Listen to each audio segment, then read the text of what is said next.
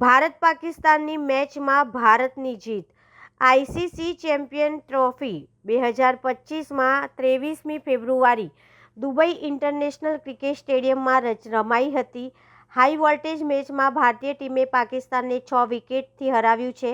વિરાટ કોહલી ભારતની જીતના હીરો રહ્યા, જેમણે અણનમ સદી ફટકારી. પાકિસ્તાનની ટીમ ભારત સામે પૂરી 50 ઓવર્સ રમી શકી ન હતી. પાકિસ્તાન બેટર્સની ધીમી રમત બાદ ટીમે 49.4 ઓવર્સના અંતે 10 વિકેટ ગુમાવીને 241 રન બનાવ્યા હતા. ભારતને આ મેચ જીતવા માટે 242 રનનો ટાર્ગેટ આપવામાં આવ્યો હતો, જેમાં જવાબમાં ભારતીય ટીમે 42.3 ઓવરમાં 4 વિકેટના નુકસાન પર 244 રન બનાવીને જીત મેળવી છે. વડોદરાવાસીઓ દ્વારા જીતની એક તહેવારની જેમ ઉજવણી કરવામાં આવી હતી.